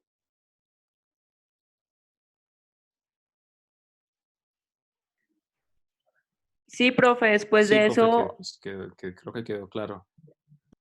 Perfecto, perfecto. Si tiene El alguna otra doctor pregunta o Aristizábal dudas, hizo una pregunta, el doctor Aristizábal hizo una pregunta adicional, sin embargo, el doctor Díez ya la respondió, que si era así ya hoy en día el porcentaje supera el 80% del manejo endovascular al manejo quirúrgico. Igual el doctor Díez ya nos hizo el favor de aclararnos, pues, como el porcentaje tan amplio que hasta el 90% de los aneurismas en la Chayo se están manejando de forma endovascular. sí, pues yo creo que el 98%, si no es más, es absolutamente exótico ya que un aneurisma termine en cirugía.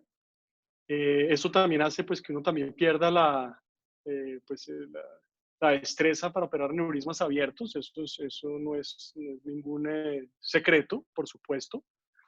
Pero sí, vemos y estamos convencidos definitivamente que es muchísimo menos invasivo la recuperación, el trauma perioperatorio, la evolución de los pacientes y los resultados. Y como les digo, con estos materiales cada vez más, prácticamente hoy es muy difícil decir que un aneurisma es intratable por medio endovascular. Por supuesto, también depende del grupo que haga el procedimiento y una serie de factores, pero realmente creemos que la cirugía para los aneurismas tiende a desaparecer, sin ninguna duda. Profe, dos preguntas rápidas antes, ya las últimas dos nomás. Uno, en los aneurismas de la punta de la basilar, que son literalmente en la punta de la basilar, hay diversores de flujo que sean en Y o cómo hacen, porque pues de la punta del basilar ya salen las cerebrales posteriores y no es que predomine el flujo de una o de la otra, sino que es directamente el de la basilar. Entonces ya no hay una predominancia hacia un lado o hacia el otro. Exactamente. Bueno, aneurisma en Y, como les dije, cuando uno pone un diversor, ¿están copiando el dibujo? Sí, señor. Cuando yo pongo un diversor, yo ya no puedo entrar a la otra rama. Entonces no hay forma de poner un diversor dentro de otro diversor. O quedarían en paralelo. Pero entonces aquí van a quedar espichados. Uno con otro van a quedar aquí entorchados y vamos a tener dificultades. Entonces, ¿qué es lo que nosotros hacemos? Para el tip de la basilar, como hay demasiadas perforantes, y uno, pues, lo que les conté ahorita, las perforantes, eso no es una regla, no quiere decir que es que ahora en los diversores no pasa nada con las perforantes. Si uno puede evitar también poner un diversor en ese tip de la basilar, pues es mejor. Y lo que hace uno cuando tiene un aneurisma del tip de la basilar es poner 2 stents, pero 2 stents corrientes, en donde sí puedo ir por entre uno por entre el otro. Es lo que se llama unos stents en Y.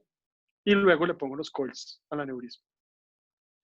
Esto no siempre se puede, entonces hay algunos casos puntuales, tengo ya algunos casos, en donde he puesto un solo diversor, en donde me cubra la mayor parte de ese cuello, con un buen resultado, un solo diversor. O también existen otros dispositivos que son, por ejemplo, el web, que es como un diversor endosaccular, es una bola, una malla dentro del aneurisma que no deja que el flujo entre. Entonces, para un aneurisma de tip de basilar, existen otras opciones y la primera opción no es un diversor de flujo.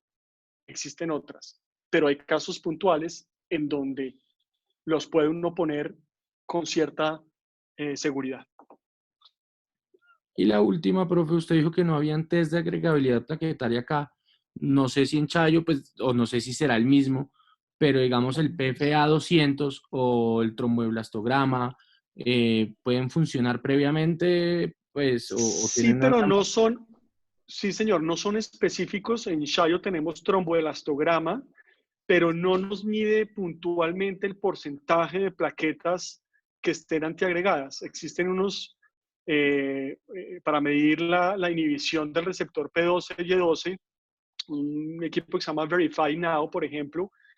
Son equipos muy rápidos que tienen en todas partes en las salas y se toma una pequeña muestra de algunos centímetros cúbicos de sangre y a los 15 minutos tiene un resultado de qué tanto está bloqueado el receptor de la plaqueta. Entonces, digamos que existen otros, un tromboelastograma podría ayudar a darnos una idea. No soy experto en temas de medición de antiagregación y tromboelastogramas, pero digamos que no son los test recomendables o aprobados para definir qué tanta agregación y qué porcentaje de antiagregación tiene un paciente. Yo en estos años he dado la pelea para tratar de tener en las instituciones y créanme que ha sido un lío. Entonces ahora prefiero lo que les mencionaba, asegurarme con el ticagrelol. Es más, en Europa y en Estados Unidos, así el paciente tenga ticagrelol, le hacen los test de antiagregación. Pero bueno, acá es que estamos tratando pacientes a ciegas prácticamente muchas veces.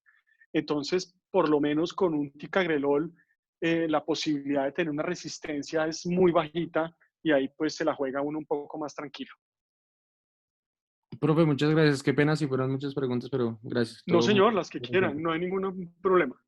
Con mucho gusto.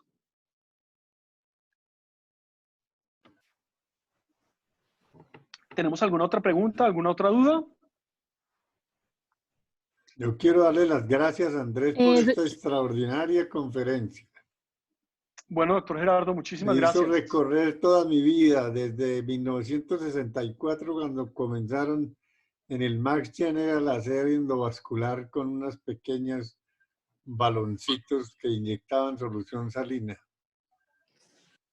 Hasta ahora Sí, que señor. veo que es el top, o sea que en este capítulo de la cirugía de aneurismas por vía endovascular usted ha sido el que más lejos ha ido de los que se han graduado en este programa, de manera que estoy feliz. Pues Lo muchas felicito, gracias por esas felicito. palabras. Y me Bueno, sí, alegra señor, muchas mucho. gracias. Muchas Andrés, gracias, de verdad. muchas gracias, Andrés. Excelente exposición y explicación y aprendimos mucho. Una pregunta, me imagino que para los blisters siempre se pondrá el diversor de flujo, ¿no? Sí, señor. Sí, doctor Juan Armando, muy buenas noches. Muchas gracias por la Placer. pregunta. Sí, señor, igual para mí. Pues los blisters realmente son un desafío para cualquier terapia, ¿no? Como los blisters, como ustedes saben, pues son los aneurismas en ampolla de sangre, en donde tenemos es una disección prácticamente de la arteria y son aneurismas muy pequeños. Realmente lo que tenemos es un trombo, un coágulo que está ahí flotando.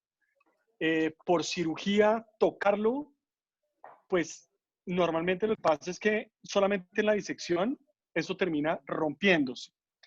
Por eso es que cada vez más los diversores de flujo juegan un papel muy importante en estos aneurismas, y lo que se hace muchas veces para asegurarlo es que se pone uno dentro del otro. ¿Eso qué hace? Pues que yo no tenga un 30% de cubrimiento, sino el doble. Entonces, los poros van a estar muchísimo más cerrados y eso hace pues que la posibilidad de ruptura es muy baja. Pero volvemos a lo mismo. Estos pacientes tienen que ser antiagregados. Entonces, lo que se hace con la antiagregación de estos pacientes es utilizar antiagregantes endovenosos prácticamente ahí, Agrastat, en ese momento, para no dar esa ventana en donde el aneurisma perfectamente se puede romper. Pero definitivamente lo que está hoy mundialmente aceptado es que para un blister-like es mejor el tratamiento endovascular con diversores de flujo que la cirugía abierta.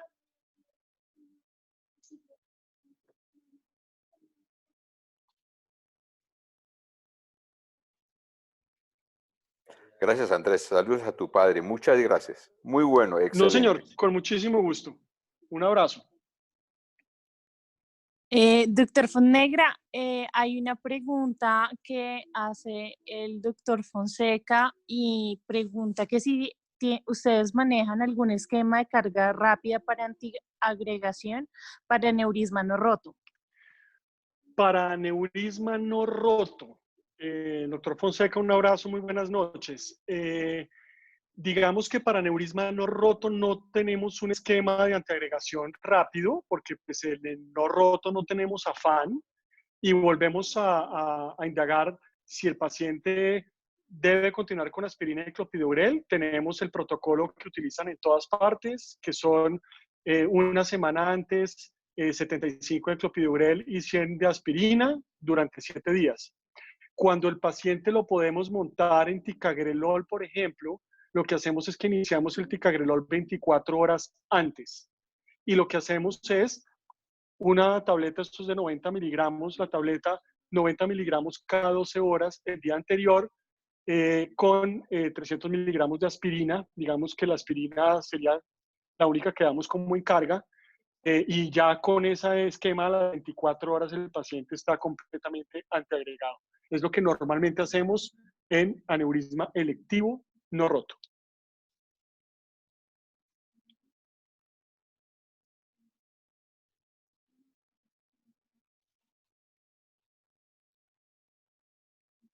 Andrés, un abrazo, discúlpame. Hoy yo no tengo ninguna experiencia, pero hoy oí una conferencia sobre el uso del cangrelor endovenoso en agudo que inicia la actividad antiplaquetaria a los 2 minutos y pudiera uno hacerlo. Y parece que el costo es mejor que el tirofibán. Sí, por supuesto. Yo creería también, doctor Fonseca, que el tirofibán también funciona muy bien, y el tirofibán a los 15 minutos está uno antiagregado. Entonces, pues el tirofibán es una excelente opción. El tirofibán es lo que nosotros utilizamos cuando necesitamos alguna emergencia o algún evento trombótico de tipo plaquetario. Es el que utilizamos. Funciona súper bien. A los 10, 15 minutos ya tenemos el trombo usualmente lisado. El cangrelol, pues no tengo experiencia ni tenemos acá, no sé si lo tengamos ya en el mercado, pero pues obviamente, por ejemplo, para un aneurisma, un blister, como mencionamos en este momento, pues un medicamento en donde a los 2 minutos tengamos la antiagregación, pues el paciente va a estar desprotegido cuestión de 5 minutos, entonces me parecería excelente, pero supongo también que los costos deben ser muchísimo mayores, y si ya tenemos el lío con el tirofibán, no quiero eliminarme el lío administrativo con el cangrelol. Parece que ya está en Colombia y parece que es más barato que el tirofibán. Pues empezamos entonces a utilizarlo. Ojalá así sea. Y felicitaciones, Andrés. Mejor imposible. Un abrazo. Bueno, señor, igualmente, muchas gracias. Andrés, ¿por cuánto tiempo dura la antiagregación en estos pacientes? ¿Dijiste 6 meses o toda la vida? Sí, señor. A ver, normalmente lo que normalmente está aceptado, esto también ha ido mejorando de forma muy importante. Antes, para un diversor, la recomendación era dejarlos 1 año con aspirina y clopidogrel, y luego se suspendía el clopidogrel para continuar por tiempo indefinido la aspirina. Sin embargo, existen algunos diversores que tienen unos recubrimientos en el metal con unas aleaciones que hacen menos trombogénico, que es, por ejemplo, el Pipeline Shield, que tiene un recubrimiento de citicolina que disminuye esa agregación plaquetaria. Y eso ha permitido que los tiempos de antiagregación disminuyan, y hoy en día está, digamos que aceptado que 6 meses es suficiente para tener la antiagregación dual. A partir de ese momento se podría suspender, llámese ticagrelol, llámese clopidogrel, y continuar solamente con aspirina. Lo que muchas veces veo también y vemos es que el paciente a los 8 o 6 meses no quiso volver a tomar nada y nunca le pasó nada. Ya ese paciente, pues uno le dice, hombre, ya lleva 6 meses sin nada, pues no tome nada. Pero digamos que la recomendación es, yo no me sentiría tranquilo suspendiendo la antiagregación definitivamente, sino por lo menos que quede con aspirina. Pero digamos que esto está evolucionando tan rápido que yo creo que dentro de muy poco van a haber materiales con una compatibilidad que van incluso a permitir no antiagregar a los pacientes. El que saque eso, pues la saca del estadio, y eso yo creo que va a revolucionar el tratamiento endovascular en todos los campos, digamos.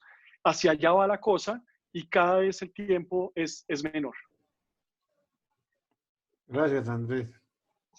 Con mucho Hola, gusto. Andrés. Andrés, buenas Muy noches. buenas noches. Buenas Hola, noches. ¿cómo estás, Marco Borja? ¿Cómo has pasado? Marquito, buenas noches. Gusto oírte. Excelente conferencia, Andrés. Muy puntual. Muchas gracias. Y Como dándoles entrenamiento endovascular. Sí, hombre, muy bueno, me alegro. Andrés, una pregunta con respecto al uso de las estatinas, ¿hasta cuándo lo llevan? ¿Qué miligramos, qué dosis utilizan y cómo lo manejan? Bueno, el uso de la estatina, digamos que se ha visto una de las complicaciones de un diversor de flujo o un stent en general, cualquier endoprótesis, corre uno el riesgo de tener los meses siguientes una hiperplasia neointimal. Eso es un proceso inflamatorio, digamos, crónico, que hace que se forme como una cicatriz en el sitio de la endotelización, y eso puede mirar en estenosis del vaso donde uno pone la endoprótesis.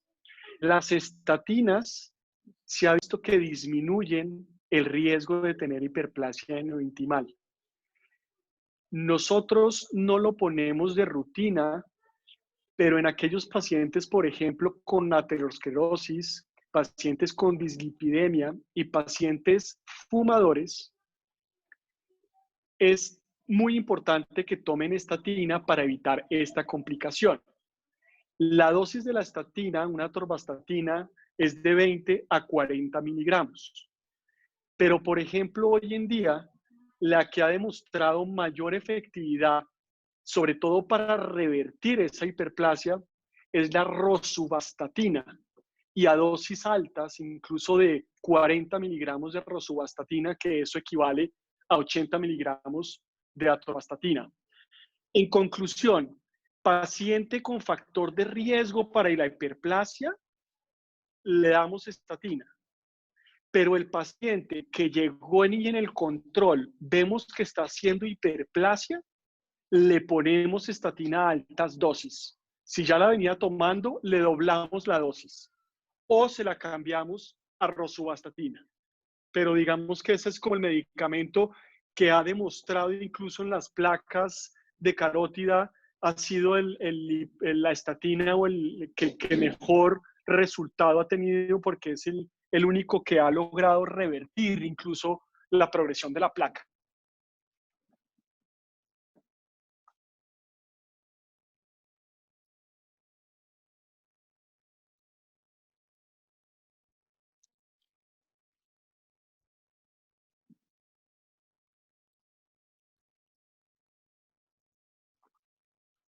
¿Resuelto, mi querido Marco? Bueno, sí, Andrés, muchas gracias y te deseo mucho éxito, más de lo que tienes y gracias por invitarnos a esta conferencia. Igual para ti, un abrazo y mucha suerte y ánimo en ese entrenamiento. Gracias, hermano, gracias. De vez en cuando se necesita bastante. Bueno, una Andrés, última pregunta, señor. Andrés, buenas noches, con Santiago Morales. Mi querido Santiago, muy buenas noches. Gusto irte. ¿Cómo estás? Excelente charla, Bien. muy didáctica. Yo entré un poco tarde, pero quería preguntarte, el tiempo para el tratamiento endovascular de los aneurismas en el aneurisma roto. Es decir, ¿en qué momento lo debemos hacer o se debe hacer o se le debe solicitar al paciente? Sí, excelente pregunta, Santiago. Digamos que eso no existe un protocolo absolutamente estandarizado, pero lo que se acepta más o menos es 21 días para poder poner un diversor o una endoprótesis, un stent en un paciente con aneurisma roto. El problema es, hombre, vamos a tener un paciente como pasaba antes, que es que lo tengo que dejar enfriar para poder operarlo y entonces lo voy a enfriar 14 días. Es exótico que un paciente con un aneurisma roto esperemos esos 21 días. Antes agotamos hacer lo que sea para no dejarlo descubierto, pero en algunos casos aneurismas demasiado complejos en donde realmente sí o sí hay que poner un stent, lo aguantamos 21 días. Entonces, más o menos normotenso, pero entonces también se nos viene el lío del vasospasmo, entonces es muy exótico, pero la conclusión, ¿cuál es? Un paciente con un aneurisma roto, lo que normalmente hacemos ahora es tratarlo parcialmente con coil solamente, buscando proteger el domo de ese aneurisma. Eso hicimos hace muy poco con un paciente que nos envió el doctor Hakim, un aneurisma roto de cuello ancho en una mujer joven. No vamos a esperar 21 días. Entonces lo que hicimos fue un tratamiento como por estadios, un damage control, por decirlo así, el equivalente al trauma, en donde le ponemos coils, sabemos que no vamos a ir a ocluir 100% ese aneurisma, pero sí vamos a tratar de dejar coils o proteger ese aneurisma en su fondo, o por lo menos en el sitio donde uno ve que se rompió el aneurisma. Eso angiográficamente se ve normalmente dónde está el pseudoaneurisma o dónde está el sitio más frágil del aneurisma. Ahí entonces lo que hacemos es poner unos coils para protegerlo. Y así ya protegido parcialmente, esperamos los 21 días y después de los 21 días es cuando ya iniciamos la dosis de aspirina, clopidogrel o lo que uno quiera utilizar y ya termina de hacer uno el tratamiento completo con un diversor o con un stent o poniendo más coils. Pero eso es normalmente lo que hacemos. Ah, bueno, André, gracias, muy amable. Con mucho gusto.